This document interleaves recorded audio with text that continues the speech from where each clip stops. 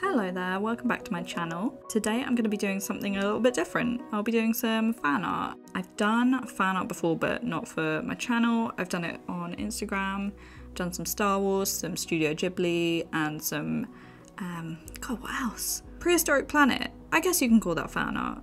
Yeah.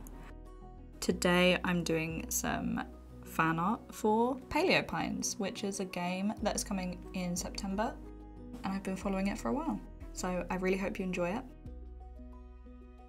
As you can see, I'm just scrolling through their Instagram to try and find some references. Today, I'll just be drawing their Ouranosaurus. You'll find out why I'm not drawing multiple dinosaurs in a little bit, I'm sure.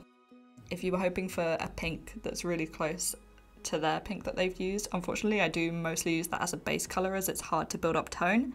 So please don't be too disappointed, but I do make it pink. Let's just dive right in. I've just checked the temperature because I've been wondering why I'm so boiling. I mean, it shouldn't come as a shock. It's been very high temperatures all week. I think we're experiencing a heat wave here in the UK, especially in the south of the country. It is 29 degrees Celsius. I am boiling my butt off and I am trying to talk a little bit over the first iteration of my Ouranosaurus for Paleo Pines. If you watched one of my more recent videos, I chatted a little bit about my excitement for Paleo Pines.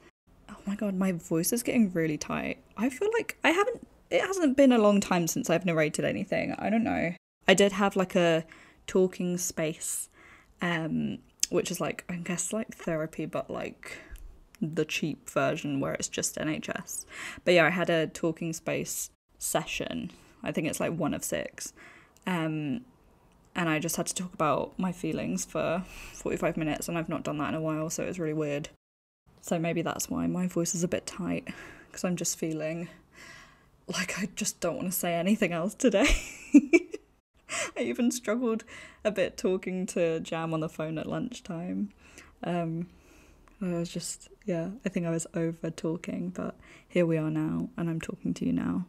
Let's circle back and get on track, because this is why I record my voiceovers in like little segments so that I can listen back to what I was meant to be talking about and then go back to them, because obviously I lose track so easily. So yeah, Paleo Pines is a game that now has a release date of the 26th of September. Recently they put out a call for people to play demos of it, mostly like video gaming content creators, and I was like, I don't have the means to do that. But I will do the next best thing, and that is to make fan art and make a video of it, just to, you know, help push the game out to people, because I think it's going to be amazing. It looks amazing. Today they just posted like a little reel of how you can pet the dinosaurs, and to be honest, if that was the only feature of the game, as like exploring and then petting the dinosaurs, I would bite in an instant. So yeah, I think you should get the game, obviously, when it's available to pre-order. I'm going to be pre-ordering it on Switch. I started following it when it was like first announced. I think that was in like 2020 or something, and it wasn't on Switch. It was literally just a game on Steam, but I think they've gotten help from different companies, and I think it's Modus and Italic Pig, so it's now any platform you could ever think of, which is amazing. So let's get into the first iteration, or the reject. I don't really like to call it a reject, because I honestly thought it was going well up until a point, and then I was just like, no, I can do this better. I know that I can do this better, and this isn't going to be the final version. But I did see it through to pretty much the end. It's a bit of the background that I just couldn't be bothered to do, but I did see the figure drawing through to the end. I felt like it kind of turned out like a dinosaur My Little Pony. Like if you took a My Little Pony and made it a dinosaur. My Little Ponies were one of my major special interests when I was little, so I think that's why I don't want to dismiss this version of the Ouranosaurus, like completely, because it does hold a little special place in my heart, because I feel like it nods towards My Little Ponies without me actually realising what I was doing. So, I am going to try and skip through this as quickly as I can. 30-ish minutes of footage is not easy to cut through, but I'm going to do like some, what are they called? Time lapses. Can't believe I forgot the word for time lapse. Time lapses, and you'll have to bear with the changing light situation, because this whole week, the past week, has been just a mixture of ridiculous weather. It's kind of gotten into the pattern of heatwave all day, and then at about 5 and 6 o'clock in the evening, it's gone full thunderstorm mode, and it gets really dark all of a sudden, and then only on a couple of days this week has it brightened back up again. But the other days it's just stayed dark and humid until the wee hours of the morn. Very extreme changing light situation. Some of it looks quite pretty, I must say, but honestly, when I was drawing and I was under the Velux window, like the sky window, it just felt awful, and I started to feel really sick because I was concentrating in this completely ever-changing light situation. We got past the first iteration, and annoyingly, I didn't film that much of the final one, but I have like a tiny sort of, not tiny, but like a smaller sketch of the one that leans more towards the final version, if you get what I mean. I knew I was going to do it again, so I was like, how would I do it again? And then I sort of sketched and then fleshed it out below the original. Genuinely, I'm so glad I actually drew the Ouranosaurus again. I don't think I actually included the Miragaya sketch that I did after the first one, but from last week's video, I actually did that Miragaya sketch twice. For some reason I included the first one. I think it's because I added a little lick of colour in it and I just thought that was cute. But the second one, I'll pop it on the screen because it turned out way better, so I don't really know why I didn't include it.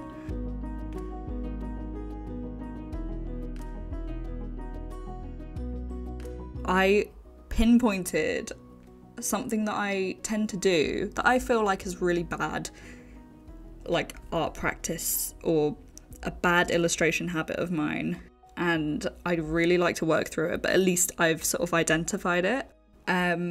So I'll read it out to you because I actually wrote it out. I needed to just get it on paper. I identified one of my bad drawing habits, making whatever figure I'm drawing way too big and rushing through the areas where it's mostly just like block colour filling. So where it's just nothing's going on, it's literally just colour. Just plain colour. I've written, I tend to piss the paper off by doing this, and I press way too hard because I'm rushing. I don't take enough care to blend calmly, and it really shows. It often leads to a build-up of little mistakes, and then the piece feels overworked. Which, yeah, that is exactly what happened with this first version of the Ouranosaurus. With the paper texture, I never tend to choose a really like rough paper texture at all.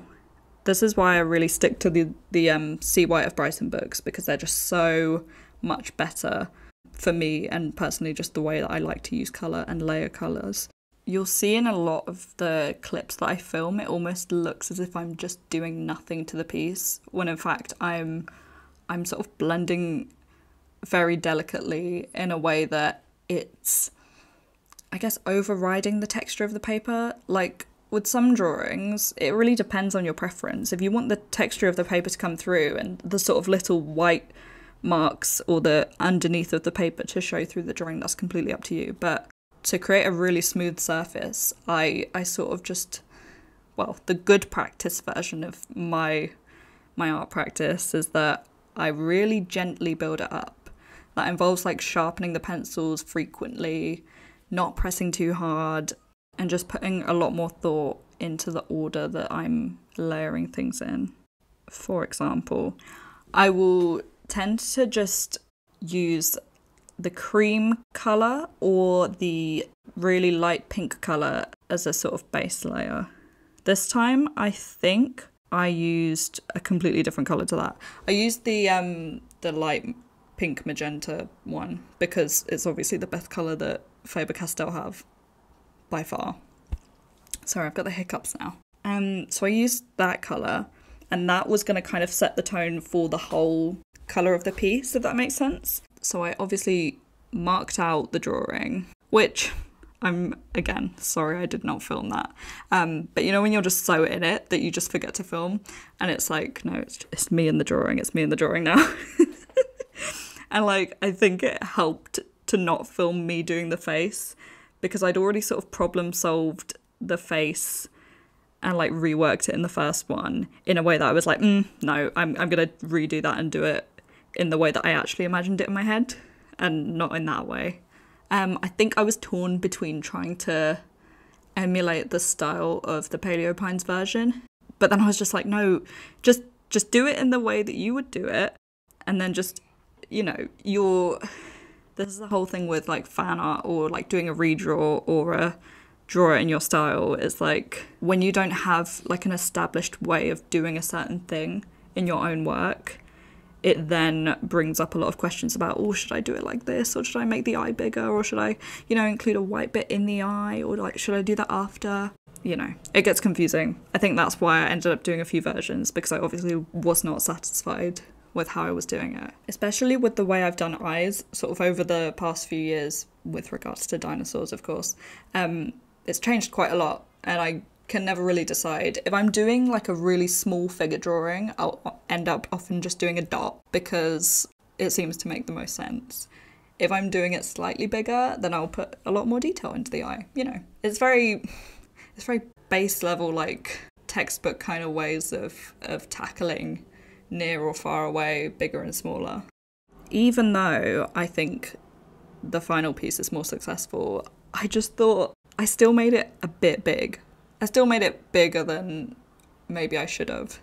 I also think that once I'd done the first piece, I then didn't actually look back at the reference to sort of solidify the figure for the last piece. And I feel like with Ouranosaurus' sail, it should be brought up a tiny bit more at the back, because it doesn't just sort of go over like a mound and then end. So that's a small little thing that I'll obviously have to keep in mind for next time. But other than that, I think I'm just really obsessed with how this one looks. Yeah, I'm really pleased.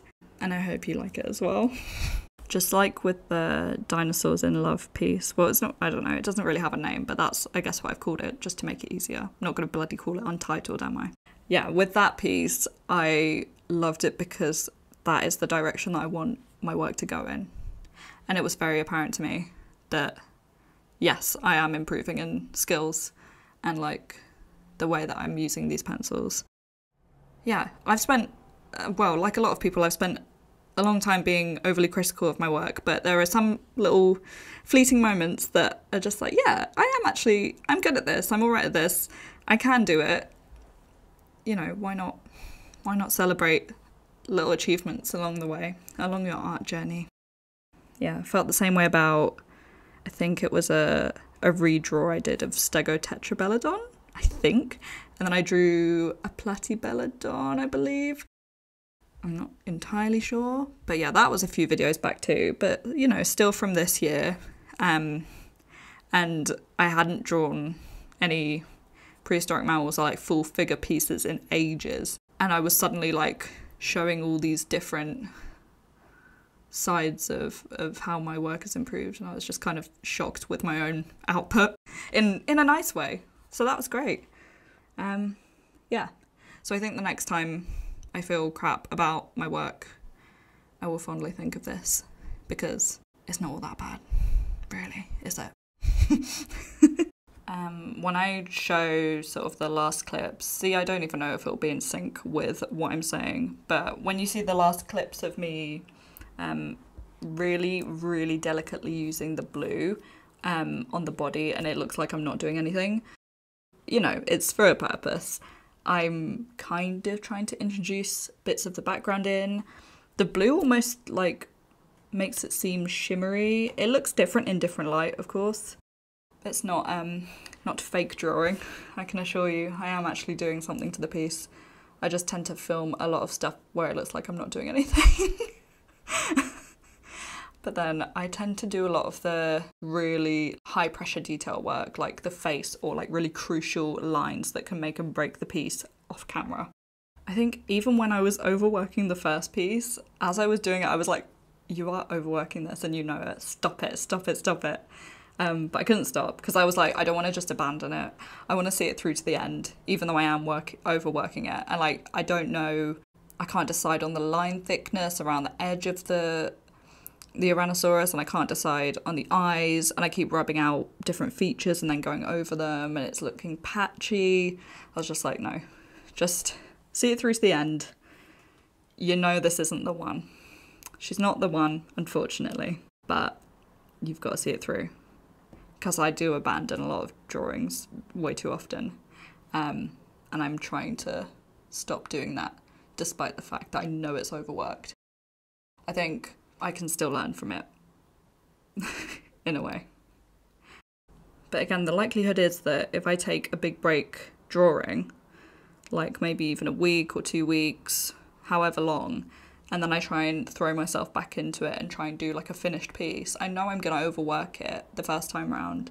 So I may as well just get that one out of the way. It is truly like the warm-up, and then I've just got to like get the creative energy out, like the very sudden burst of energy, and then I can like relax into doing gentler work that I know will come out nicer. There are definitely a few pieces that I can think of that I'd like to just sit down and actually tackle properly. Yeah, I just rush into things way too often.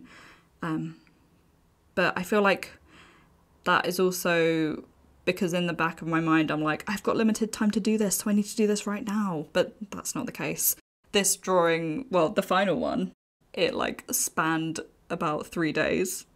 The first one I did in like an afternoon. But yeah, I had work, so, you know, there's only a certain hours of the day that I can do this and film it. Hence why I didn't film the final one as much. And I filmed loads of the first one because it was on a Saturday and I had nothing to do that day.